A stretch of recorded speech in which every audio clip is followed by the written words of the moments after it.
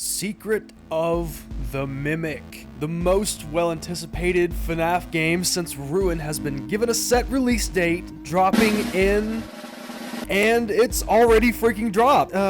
Time flies, yeah. Now, sure, there's plenty of things to dissect about the trailers themselves, what the implications of the massive Music Man appearing in Edwin Murray's factory, and how the Mimic story will progress from here, given the obvious book lore involvement that has been slowly but surely seeping into the game lore. How can we view the series now that a blatant book character is now supposed to be the big bad until proven otherwise? And how does this new revelation impact the series? That very concept is what I want to get off my chest today, and hopefully explain in reasonable terms why we should look at the FNAF lore in a different way than most other theorists would like you to believe. Or at least ways give you a glimpse into my sick and twisted mind and how I view the lore at its current day. For starters, let's review just exactly where we are in the story. To make it brief, the ending of FNAF 6 concluded with the remnants of the sister location animatronics, William Afton, Henry, Glafton, Charlotte the puppet, and supposedly the original murders, depending on which theory you subscribe to. Either they were freed in FNAF 3, and if that didn't satisfy you, well, they're sure as dead now in the end cutscene that condemns William to hell, and all the good spirits go free. Supposedly. That's relatively the whole first story. So part 2 is kind of the introduction of Help Wanted in FNAF AR, of which the latter holds questionable canonicity. And understand, if I get any of this wrong with new information, please notify me in the comments below, as some things are relegated to opinion in this video, but unless a statement is made specifically contradicting what I'm about to get into, then I'm going to consider anything that's discussed in this video to be fair game. Back to the plot. The previous games are relayed back to the player, detailing the fictitious nature of everything that happened in the past, as they are now just games themselves within the FNAF lore. Like, you can literally just download FNAF from Steam in the game world, is what this is trying to tell you. Of course, it could just be a cover-up, I'm not denying that, I'm simply humoring both sides of the aisle here. Anywho, the danger in this new game is a virus that can take control of people, eventually gaining access to multiple bodies in the process via virtual reality tests of the game itself. And in the end, you, the player, become possessed by Glitchtrap, the new threat that sets up the newest and biggest installment to come, Security Breach. And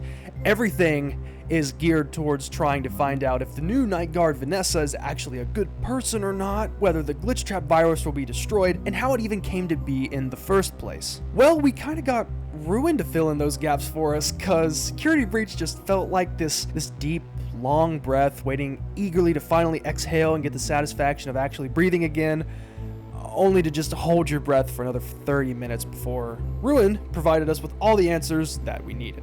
Not even the Burntrap ending was the correct path to take here. Having built up all that rabbit imagery over the span of a few short games and one big expansive open world game to explore, only to then realize the actual threat is the Mimic, a book character that has mimicked the actions of supposedly William Afton, given all the rabbit imagery from before. Well, what about William? Well, as far as we know, he's currently 6 feet under, dealing with an angsty spirit who, to our knowledge as theorists, has shown no desire to stop William's torment anytime soon. So, with William himself out of the picture, we're left with the main antagonist from the Tales from the Pizzaplex epilogues, where it is revealed that, contrary to popular belief, the Glitchtrap virus thingy is actually the Mimic, a robot created by Edwin Murray to help his lonely son while he was working at his robotics factory. This revelation came to us not from any previous hints or foreshadowing, but from the epilogues of the book series. And this is important to hammer home, as never has there ever been a more solid book tie-in since we found out the purple guy's name was actually going to be revealed as William Afton, before Sister Location even came out in the first place, thanks in part to the first book set in the franchise, the Silver Eyes trilogy. Now, the obvious disconnect is that we went from something that we had already established, being the Glitchtrap figure, after the original FNAF storyline. And it made sense too, because at least with Glitchtrap as an entity, it resembled William's classic killing outfit and eventual coffin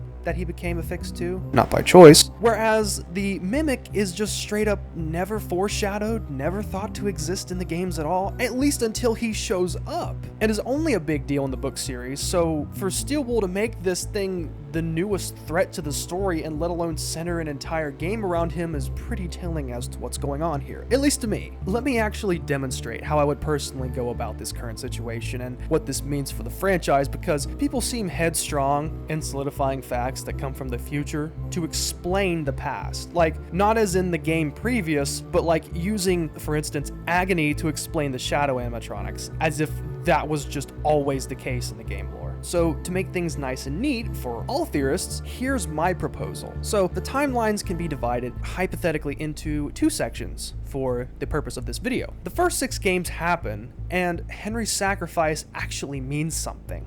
Hooray. It's actually pertinent to note that Scott Cawthon confirmed that the story Security Breach was trying to tell had some major flaws, and that left the audience at a loss as to what the pieces of the lore and the Easter eggs were really trying to say, one of which being this thing that we like to call Burntrap. Let's roll the clip. And I'm hesitant to say this because I don't like messing with the lore, but I think in this case it's okay. When it comes to Burntrap, originally Burntrap was never supposed to move. He was supposed to just be something you saw in the corners, or like if you were walking past machinery, you might be able to peek in between 2 things and see him in the corner or propped up against a wall, almost like a some kind of decaying movie prop, and you never fully understood what his purpose was. And he had a very specific purpose, and I'm not going to say what that purpose was, but realistically, he never moved. Well, obviously, that's not what we got in Security Breach. In Security Breach, we got a capsule opening and purple smoke flowing out and him climbing out and coming to get you.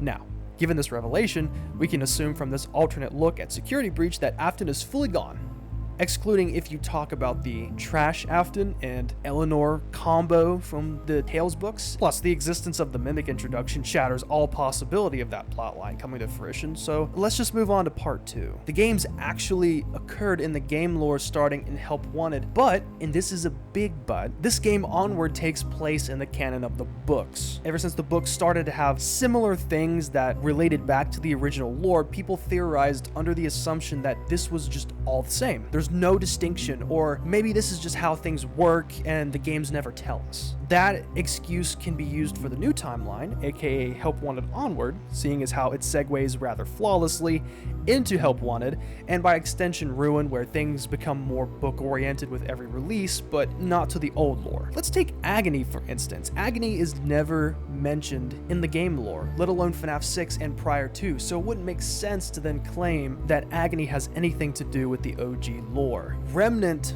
on the other hand, is quite different. Despite its conveniently placed spot in the very last game in the original timeline, excluding, Ultimate Custom Night, Remnant was actually explored and expanded upon, albeit a little bit, and shows us how it is involved with the use of metal and soul energy infusing together to create the harboring substance for spirits to not only exist in, but be extracted from. Hence why the withered animatronics are able to keep the exact same spirits from the original murders and remain intact once their parts were fused with the toy animatronics. The metal is what carries the spirit, not the suit. The suit, the costume, is disposable. This is further emphasized in Sister Location by the very existence of Ennard, as even without their shells, the spirits can exist and manually operate a metal body, even one made up of just wires. Remnant is the justification for all the shenanigans that occurred in the first part. Michael's resurrection, Ennard's Great Divide before Pizzeria Simulator even released. Even the supposed soul swapping